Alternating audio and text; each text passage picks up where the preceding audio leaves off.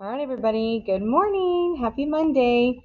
All right, your practice exam is due tonight by 11:45. It will lock at 45. Remember, I did say that I had paper copies if you were in person. And if there are any issues with technology, that has to be your responsibility. I can't figure that out for you. So I have the guide that I discussed on Friday about installing the lockdown browser. If you have any other troubleshooting issues, you need to reach out to College Board or the student hotline. I'm not sure how much they can help you because it's an AP classroom issue. But again, this is a major grade, so I need you to make sure that you have already made every effort to take care of it. Those of you that are in person today, you'll have it in class, so no worries. All right, if you click on this link, it takes you back to Friday where there were some exam reminders for you, just reminding you of the 60-minute time limit. You get point penalties deducted if you go over the 60 minutes, all right? All right, since tomorrow is going to be kind of a crazy day, I know a lot of you are taking the AP psychology exam, and then I believe there is a Spanish AP Spanish exam. So I want to make sure I go over some of the in-person paper test information, so that way you are prepared, and if you have any questions, you have the next couple of days to ask. All right, so Wednesday, the test begins at 8 a.m. So you need to be here, I would say no later than 7:30. They will pass out your passes. They will make sure that you're in the proper line. Not all of you will be in the auditorium. Several of you will be in classrooms, so you're going to need to know where you're going to be taking that exam there. Plus, you'll see us there with some sweet little snack bags for you that have some utensils, mints, stuff like that. It's a long exam. So we want to make sure that you're taken care of. Plus, we want to see you and wish you good luck. So if you could be there by 7:30, parking and traffic is going to be crazy. Um, and for a lot of you, it's your first time back on campus. So make sure 7:30. Go to bed early Tuesday night. Please don't stay up until 1 or 2 in the morning working on homework or whatever. The homework can wait. All right. So you need to make sure you have a photo ID. If you don't have a photo ID, you will not be permitted to test. We are providing number 2 pencils and pens, but bring some backups just in case. It cannot be mechanical pencils. Dark blue or black is fine. I would recommend blue. The AP readers have always commented that blue scans better in terms of being able to read people's handwriting. So we're providing as many blue pens as possible, but again, blue or black is fine, doesn't matter. So section 1 is 1 hour. It's about 45% of the exam score. So you need to get, if you've got 45 questions, aim to get at least maybe 25 of them correct. That way you are sure that you will pass that section.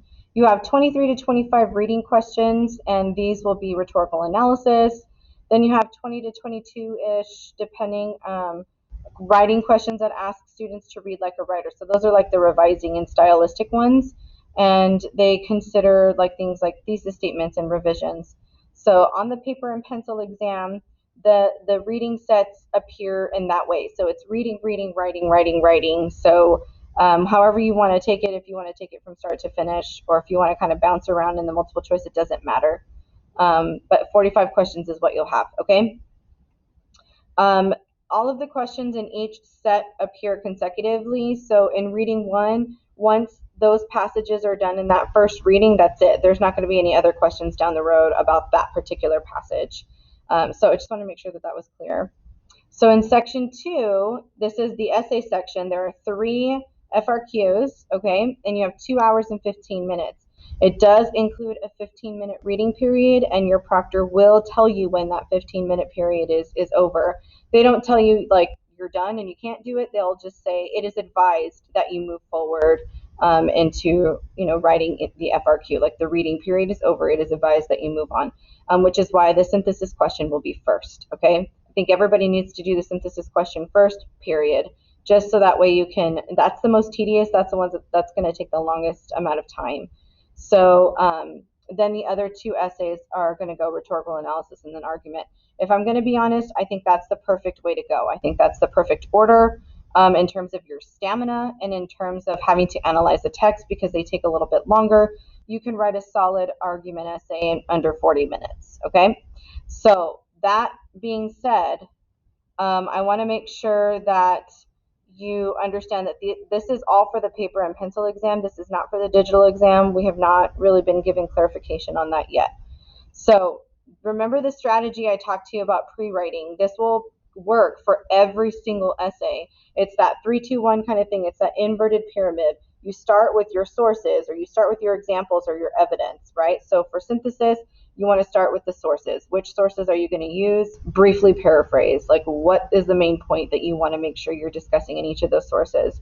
And then for rhetorical analysis, what evidence, right? Or what devices, okay? What rhetorical devices or choices? And they will show you those in the reading passages. So when you're looking for tone or repetition or whatever, I guarantee you that language, that vocabulary is in the multiple choice. So just kind of think about that as you're taking it. What pieces can you pull? What terms can you pull? Because, we forget on the spot. So use what's in the exam as much as you can. So that first initial thing, that makes sure that you have the evidence or commentary, whatever you need. That second bullet point is of importance. If you don't have claims, you will not score higher than a 2 on the commentary row, and you risk failing that essay. Claims are not introducing your example, right? So-and-so uses tone. Okay, like what is the point of the tone? What does the tone do, right? Or in your argument essays, a lot of you are still doing this, something being overrated can be seen in pop culture. Okay, well, what does your example prove? Just because it can be seen doesn't mean that that's a claim, okay? So you have to go back and look at the examples I've given you. I've literally given you how to score a 6 for every single one of those essays. So you need to go back and look at it. If you have no idea where they are in the folders, it's a Google search. People look at released synthesis questions for AP Lang or whatever, and they will show you high scoring essays, okay? Look at what I mean by claims at the beginning of your paragraphs. If you don't have more than 2, again, you can't score higher than a 2 or a 3 on the commentary row.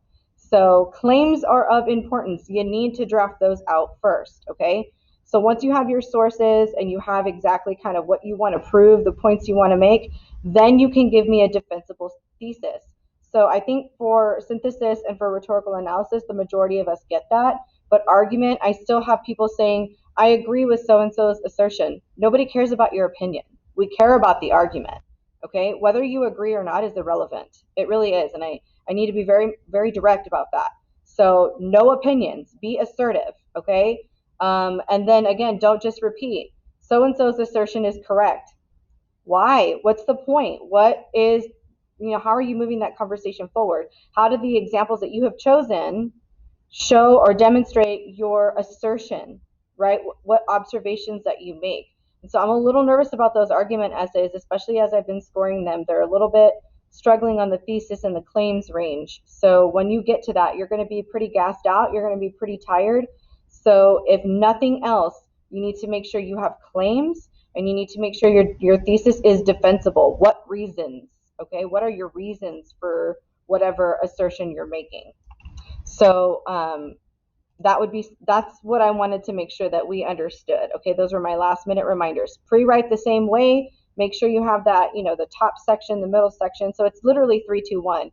Try to find at least 3 really good solid examples or devices or whatever, so you have choice. And then 2 claims, 1 thesis.